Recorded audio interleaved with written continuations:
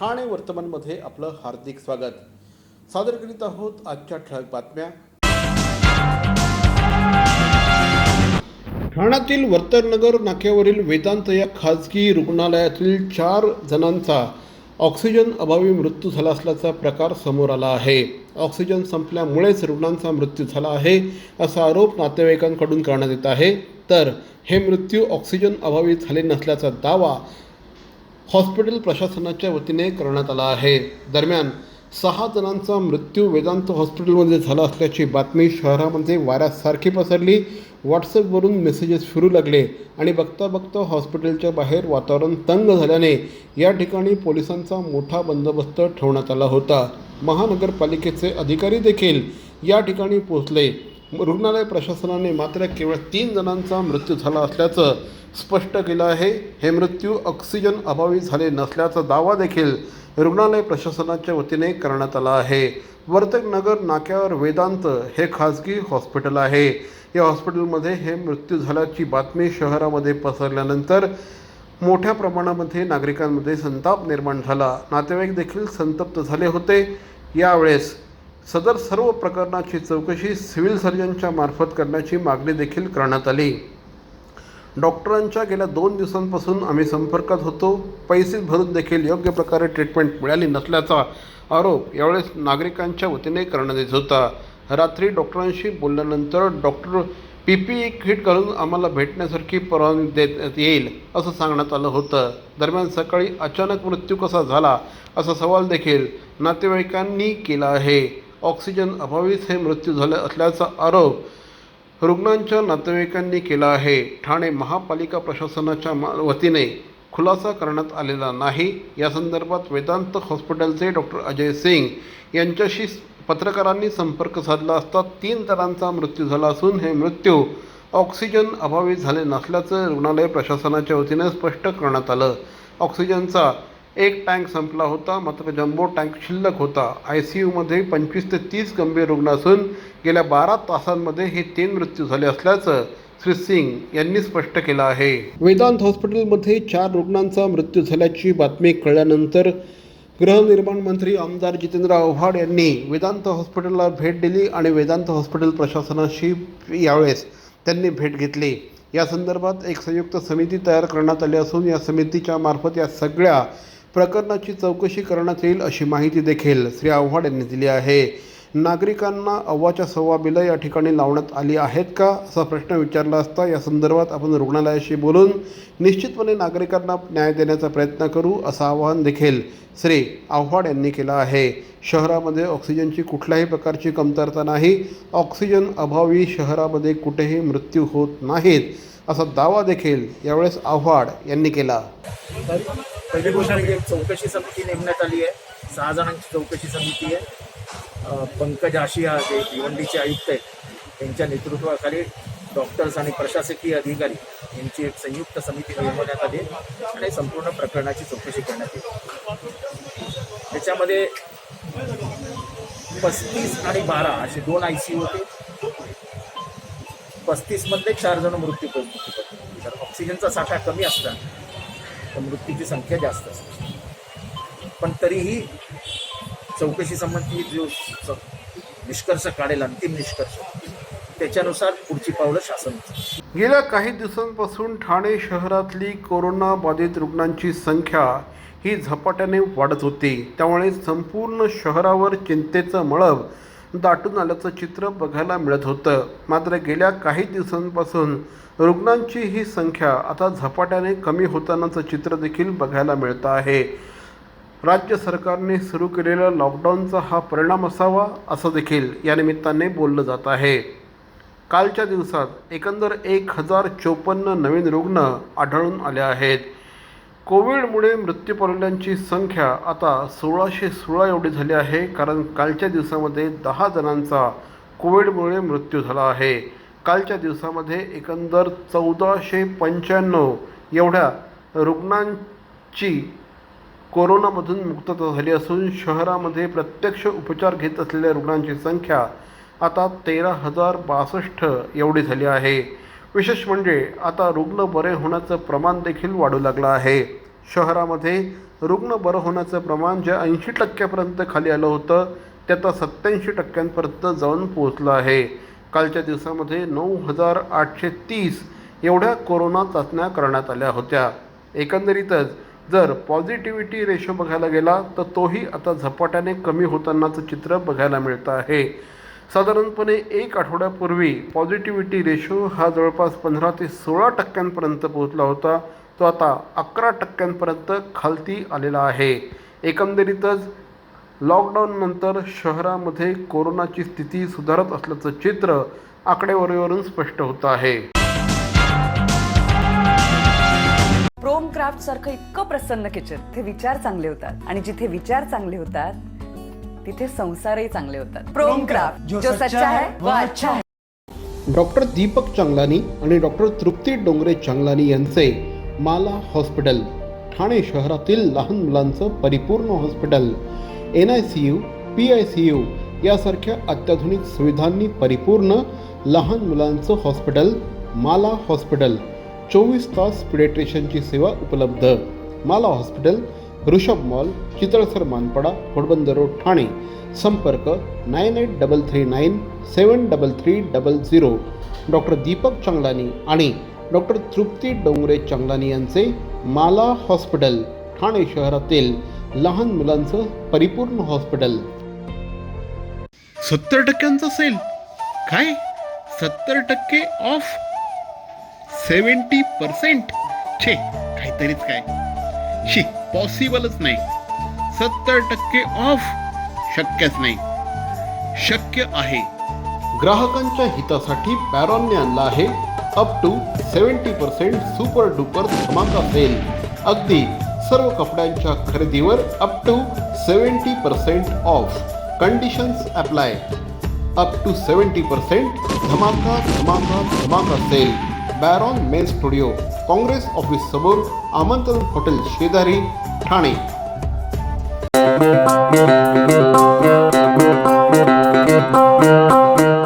Zip your wallets, don't worry, money will travel swift and fast. Cause TJSB का नया है ये magic Transapp app. Transapp zap, Transapp app. एक ही virtual ID से transaction है secure and safe. Just tap the tab of Transapp app and make your life all sorted. पैसा आया पैसा भेजा हो गया चुटकी का खेल. Simple, easy, fast है ये Transapp, just like a finger snap. Transapp app, Transapp app.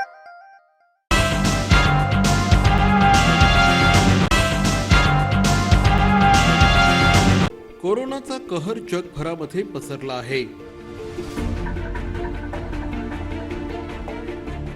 या महामारीने अक्षरशः सर्वत्र हाहाकार माजवला आहे. संपूर्ण जग अनिश्चिततेच्या सावटाखाली आहे. सरकार या महामारीच्या विरोधात संपूर्ण ताकदीनिशी लढा देत आहे. एकीकडे सरकार प्रयत्नांची पराकाष्ठा करून या महामारीवर विजय मिळवायचा प्रयत्न करत आहे. मात्र हे होत असताना नागरिक म्हणून आपली देखील काही कर्तव्य आहेत.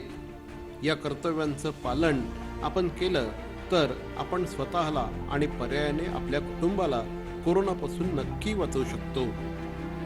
कोरोनाच्या या लढाईमध्ये मास्क वापरणं, हात सॅनिटाईज करणं आणि सोशल डिस्टन्सिंग पाळणं ही संपूर्ण जगाने मान्य केलेली त्रिसूत्री आहे.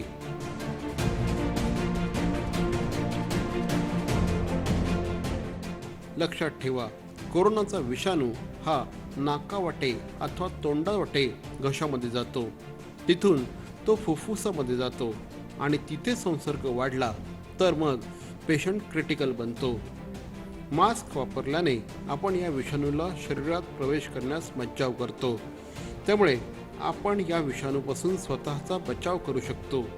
म्हणूनच मास्क वापरणं सगळ्यात महत्त्वाचं मानलं गेलं आहे.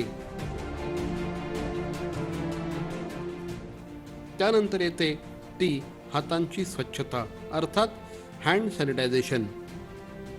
कोरोनाचा हा विषाणू हाताला चिकटतो आणि मग आपण हे हात नाकाला, तोंडाला अथवा डोळ्यांना लावल्यास विषाणूचा संसर्ग होतो. म्हणून हात धुवत राहणं गरजेचं आहे. अशा वेळेस जर तोंडाला मास्क असेल तर हाताने होणारा संसर्ग अगदी सहज टाळता येतो. म्हणून इथे पुन्हा एकदा मास्क लावण्याचं महत्त्व हे अधोरेखित होतं.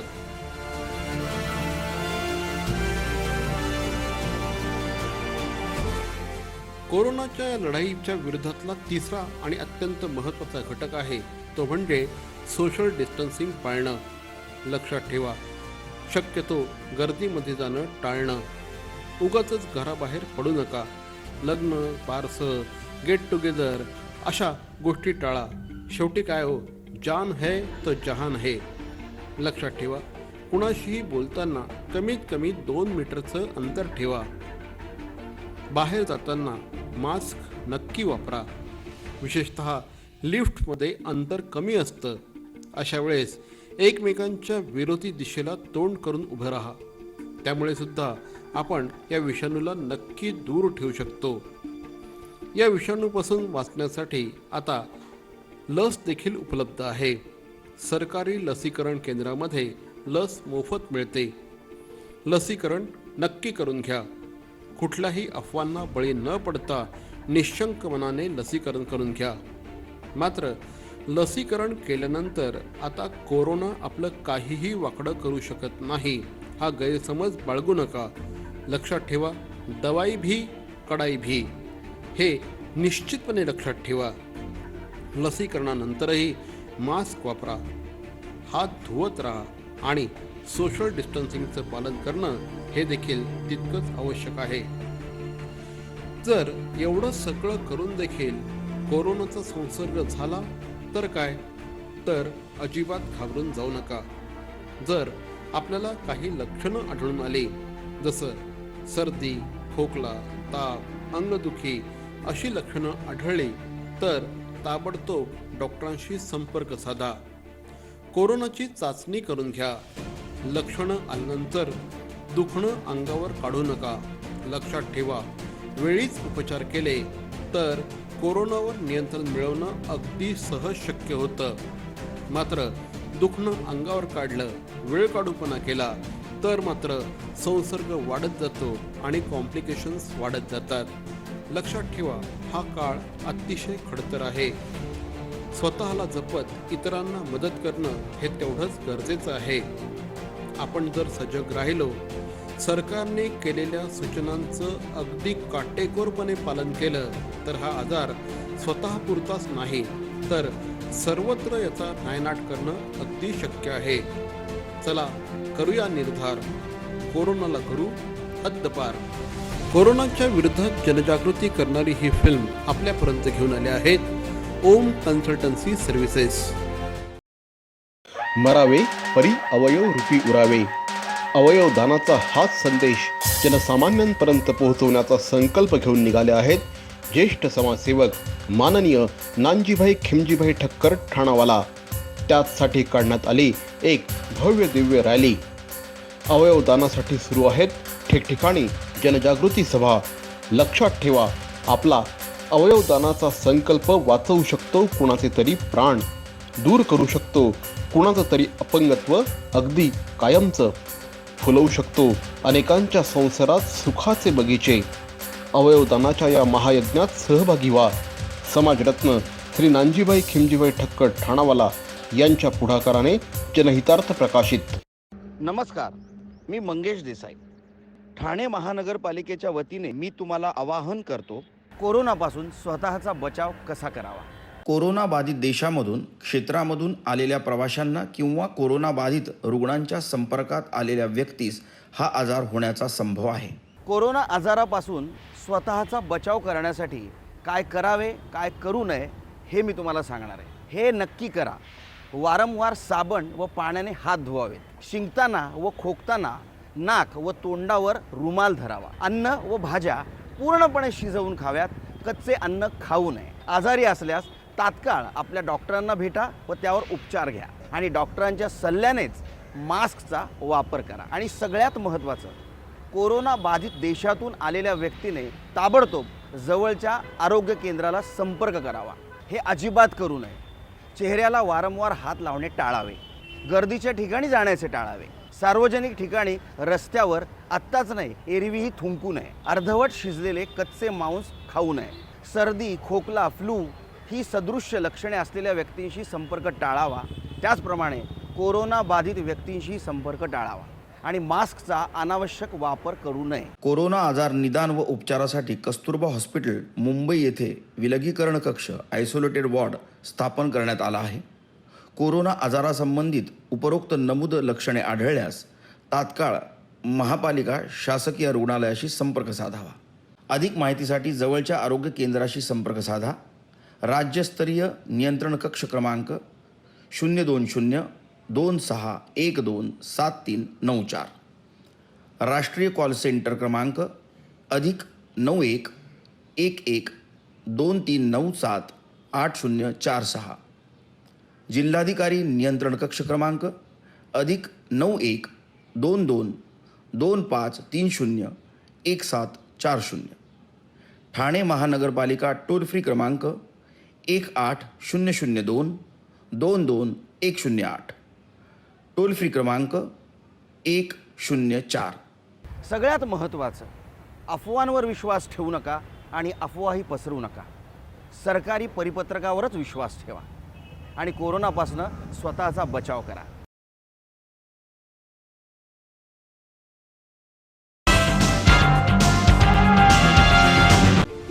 गेल्या काही दिवसांपासून कोरोनाचा कहर मोठ्या प्रमाणात वाढतो आहे. या पार्श्वभूमीवर काही गोष्टींची काळजी घेतल्यानंतर हा आजार आपण आपल्या कुटुंबापासून दूर ठेवू शकतो. या संदर्भात मार्गदर्शन करणारी ही फिल्म आपल्यासाठी घेऊन आले आहेत systematic insurance and इन्व्हेस्टमेंटचे Shri Vivek भांडे. कोरोनाचा कहर जगभरामध्ये पसरला आहे. या महामारीने अक्षरशः सर्वत्र हाहाकार माजवला आहे. संपूर्ण जग अनिश्चिततेच्या सावटाखाली आहे. सरकार या महामारीच्या विरोधात संपूर्ण ताकदीनिशी लढा देत आहे. एकीकडे सरकार प्रयत्नांची पराकाष्ठा करून या महामारीवर विजय मिळवायचा प्रयत्न करत आहे. मात्र हे होत असताना नागरिक म्हणून आपली देखील काही कर्तव्य आहेत. या कर्तव्यांचं पालन आपण केलं तर आपण स्वतःला आणि पर्यायाने आपल्या कुटुंबाला कोरोनापासून नक्की वाचवू शकतो. कोरोनाच्या या लढाईमध्ये मास्क वापरणं, हात सॅनिटाईज करणं आणि सोशल डिस्टन्सिंग पाळणं ही संपूर्ण जगाने मान्य केलेली त्रिसूत्री आहे.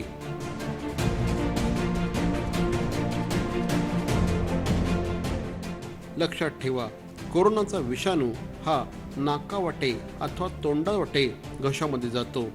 तिथून तो फुफ्फुसामध्ये जातो आणि तिथे संसर्ग वाढला तर मग पेशंट क्रिटिकल बनतो. मास्क वापरल्याने आपण या विषाणूला शरीरात प्रवेश करण्यास मज्जाव करतो. त्यामुळे आपण या विषाणूपासून स्वतःचा बचाव करू शकतो. म्हणूनच मास्क वापरणं सगळ्यात महत्त्वाचं मानलं गेलं आहे. त्यानंतर येते ती हातांची स्वच्छता अर्थात हँड सॅनिटायझेशन. कोरोनाचा हा विषाणू हाताला चिकटतो आणि मग आपण हे हात नाकाला, तोंडाला अथवा डोळ्यांना लावल्यास विषाणूचा संसर्ग होतो. म्हणून हात धुवत राहणं गरजेचं आहे. अशा वेळेस जर तोंडाला मास्क असेल तर हाताने होणारा संसर्ग अगदी सहज टाळता येतो. म्हणून इथे पुन्हा एकदा मास्क लावण्याचं महत्त्व हे अधोरेखित होतं.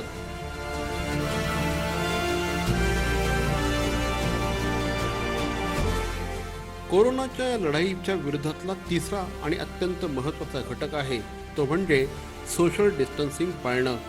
लक्षात ठेवा, शक्यतो गर्दीमध्ये जाणं टाळणं. उगाचच घराबाहेर पडू नका. लग्न, बारसं, गेट टुगेदर अशा गोष्टी टाळा. शेवटी काय हो, जान है तो जहान है. लक्षात ठेवा, कुणाशीही बोलताना कमीत कमी 2 मीटरचं अंतर ठेवा. बाहेर जाताना मास्क नक्की वापरा. विशेषतः लिफ्टमध्ये अंतर कमी असतं. अशा वेळेस एकमेकांच्या विरोधी दिशेला तोंड करून उभं राहा. त्यामुळे सुद्धा आपण या विषाणूला नक्की दूर ठेवू शकतो. या विषाणूपासून वाचण्यासाठी आता लस देखील उपलब्ध आहे. सरकारी लसीकरण केंद्रामध्ये लस मोफत मिळते. लसीकरण नक्की करून घ्या. कुठल्याही अफवांना बळी न पडता निशंक मनाने लसीकरण करून घ्या. मात्र लसीकरण केल्यानंतर आता कोरोना आपलं काहीही वाकडं करू शकत नाही हा गैरसमज बाळगू नका. लक्षात ठेवा, दवाई भी कडाई भी हे निश्चितपणे लक्षात ठेवा. लसीकरणानंतरही मास्क वापरा, हात धुवत राहा आणि सोशल डिस्टन्सिंगचं पालन करणं हे देखील तितकंच आवश्यक आहे. जर एवढं सगळं करून देखील कोरोनाचा संसर्ग झाला तर काय? तर अजिबात घाबरून जाऊ नका. जर आपल्याला काही लक्षणं आढळून आली, जसं सर्दी, खोकला, ताप, अंगदुखी अशी लक्षणं आढळली तर ताबडतोब डॉक्टरांशी संपर्क साधा. कोरोनाची चाचणी करून घ्या. लक्षणं आल्यानंतर दुखणं अंगावर काढू नका. लक्षात ठेवा, वेळीच उपचार केले तर कोरोनावर नियंत्रण मिळवणं अगदी सहज शक्य होतं. मात्र दुखणं अंगावर काढलं, वेळ काढूपणा केला तर मात्र संसर्ग वाढत जातो आणि कॉम्प्लिकेशन्स वाढत जातात. लक्षात ठेवा, हा काळ अतिशय खडतर आहे. स्वतःला जपत इतरांना मदत करणं हे तेवढंच गरजेचं आहे. आपण जर सजग राहिलो, सरकारने केलेल्या सूचनांचं अगदी काटेकोरपणे पालन केलं तर हा आजार स्वतःपुरताच नाही तर सर्वत्र याचा नायनाट करणं अगदी शक्य आहे. चला करूया निर्धार, कोरोनाला करू हद्दपार. ही फिल्म आपल्यापर्यंत घेऊन आले होते systematic insurance and इन्व्हेस्टमेंटचे Shri Vivek भांडे. अस्सल देवगडचा हापूस ओळखायचा कसा? आज बाजारामध्ये काही जण देवगडच्या हापूसच्या नावाखाली भलतेच आंबे आपल्या गळ्यात मारत असतात. त्यामुळे देवगडचा हापूस नेमका ओळखायचा कसा हे देवगडच्याच एका माणसाने सांगितलं पाहिजे. आणि त्यातही तो माणूस जर आंब्याचा तज्ज्ञ असेल तर मग अगदी ऑथेंटिक आणि फर्स्ट हँड इन्फॉर्मेशन आपल्या हातात येते, यात अजिबात शंका नाही. गेल्या अनेक वर्षांपासून आंब्याच्या व्यवसायात असलेले अवधूत काळे सांगत आहेत की देवगडचा अस्सल हापूस नेमका ओळखायचा कसा.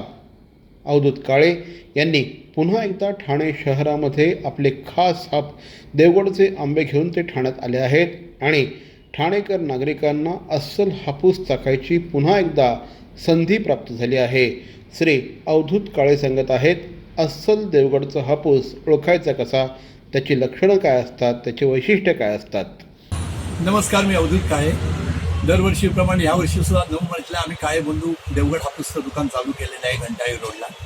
गेली 30 वर्ष आम्ही देवगडचा हापूस ठाण्यात विकून प्रत्येकाच्या घराघरात आमचं नाव केलेलं आहे. त्याचं मेन कारण म्हणजे आपल्याकडचा आंबा पूर्ण मॅच्युअर्ड असतो, म्हणजे देठाजवळ बसलेला असतो. त्यामुळे कापल्यानंतर केशरी कलर आणि सालापर्यंत स्वीटनेस असतो. तशीच आमच्याकडे देवगड पायरी असते, जे दुर्मिळ हल्ली मिळते. सर्वसामान्य वेंगुर्ला वगैरे पायरी मिळते, पण त्याला म्हणावं तसा प्रॉपर स्वाद लागत नाही. त्यामुळे देवगड पायरी खूप डिमांड असतो. यावर्षी तीही कमी आहे. आणि ह्यावर्षी आंबा कमी असला तरी कोविडमुळे थोडं मंदीचं वातावरण आहे. त्यामुळे सर्वसाधारण डझनला 300 रुपयाचा साधारण फरक आहे. म्हणजे 300 रुपये साधारण आंबा दरवर्षीपेक्षा स्वस्त आहे आत्ता मार्च महिन्यात. आणि जास्तीत जास्त गेल्या वर्षीचं वर्ष तर कठीणच होतं. खूप नुकसानही झाली सगळ्या आमच्या बागवाल्यांची. यावर्षी सुद्धा जास्त मोठ्या प्रमाणात न करता जास्तीत जास्त लोकांना चांगली क्वालिटी देण्याचा प्रयत्न करतोय. संपूर्ण स्वच्छता राखून, मास्क वगैरे लावून, सोशल डिस्टन्स वापरून असा आंबा विक्री करत आहोत. तर मंडळी, या होत्या आजच्या ठळक बातम्या. ठाणे वर्तमानमधून आम्ही ठाण्याच्या राजकीय, सामाजिक आणि सांस्कृतिक घडामोडींचं वर्तमान चित्र दाखवायचा प्रयत्न करतोय. अर्थातच आपल्या सहकार्याची गरज आहे, तेव्हा आपल्या सूचना आणि समस्या आम्हाला जरूर कळवा. आमचा पत्ता ठाणे वर्तमान, Dadoji Konde stadium, shop number 16, Khatan road, Thane पश्चिम, दूरध्वनी क्रमांक 9820939420. तर मग पुन्हा भेटू उद्या याच वेळी याच ठिकाणी ठाणे वर्तमानमध्ये. तोपर्यंत धन्यवाद. जय हिंद, जय महाराष्ट्र.